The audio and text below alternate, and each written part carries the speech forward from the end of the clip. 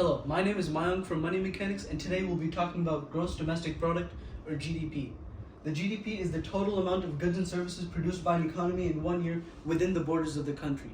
However, this does not include intermediate goods. For example, this doesn't include the parts to build a car, but it includes the actual car to avoid double counting. The formula for GDP is C, which is consumption when people buy goods.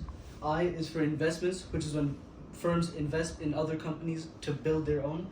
G is government spending, and X minus M is exports minus imports, which is when we either buy stuff from other countries or sell stuff to them.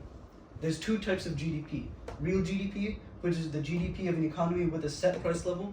This one shows the actual growth of the economy. And then nominal GDP, which is the GDP of an economy using the current day prices.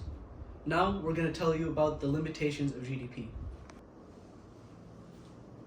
Hello, my name is Nathan Tran from Money Mechanics, and now we're going to talk about the limitations of GDP.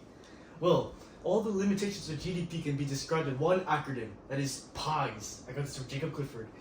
PIES represents population, inequality, environment, and the shadow market. Population. Your country can be thriving, very rich, but can also have a very high population, making each person not so rich. Inequality can occur, where one person can have every bit of money and everyone else can be in poverty, which will obviously never make your economy very good. Environment.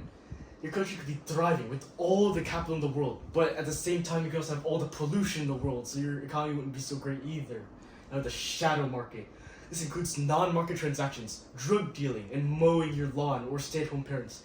Those are not included for GDP, but they should be included for GDP in order to say no to drugs. And that is all the limitations of GDP from Nathan Tran from Money Mechanics.